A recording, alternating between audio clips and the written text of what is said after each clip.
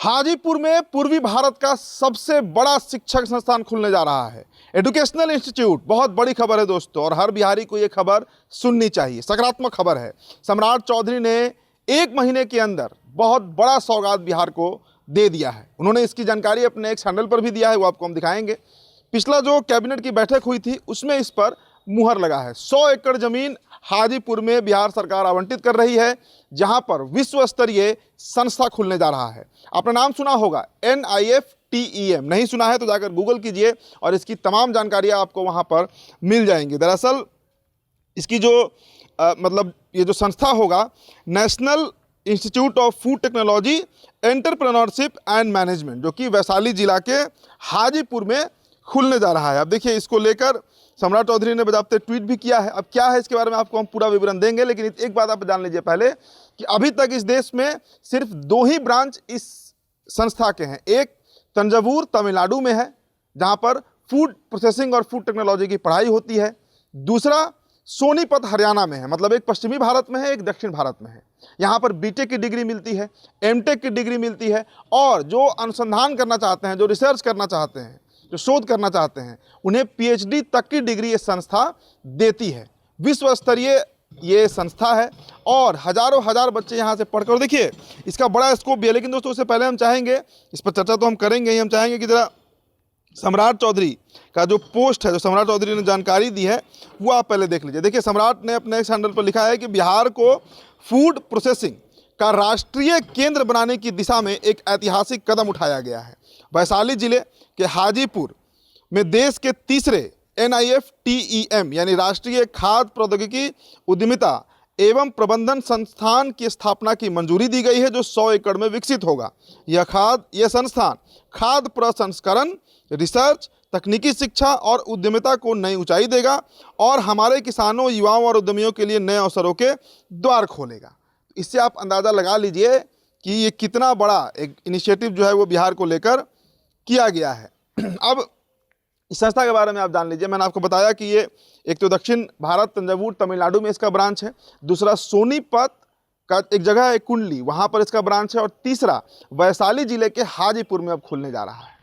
अब NIFTM में admission होता कैसे है? आप अगर इंटरमीडिएट पास आउट हैं और अगर आपको फूड इंडस्ट्री में इंटरेस्ट है, मतलब वो नहीं कि आप रेस्टोरेंट में बैरा बनिएगा और कुक बनिएगा, वो नहीं, जो रिसर्च होता है, और देश में कई बड़ी बड़ी कंपनीज हैं जो फूड प्रोसेसिंग का काम कर रही हैं। जैसे आप छोटा सा चॉकलेट भी खाते होंगे, वो भी फूड प्रोसेसिंग का ही हिस्सा है।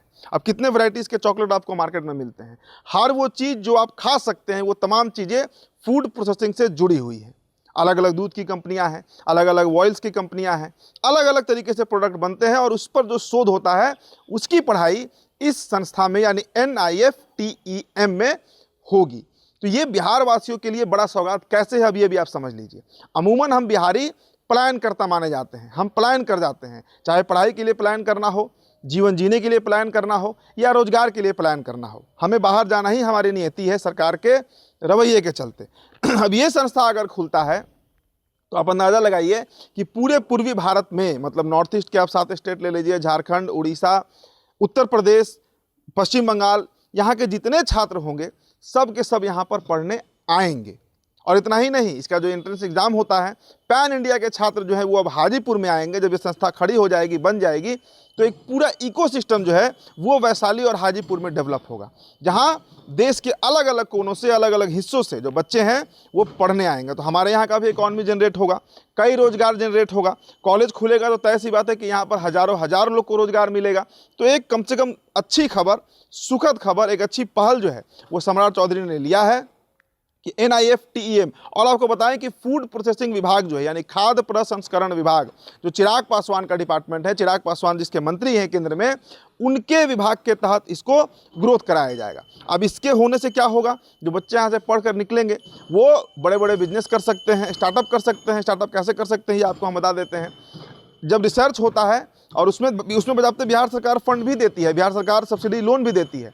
तो एक बड़ा इनिशिएटिव जो है वो लिया गया है। अलग अलग राज्यों में हम देखते हैं कि अलग अलग फैक्ट्रीज बैठाए जाते हैं, सेटअप किया जाता है प्रोडक्शन के लिए, फूड प्रोडक्शन के लिए।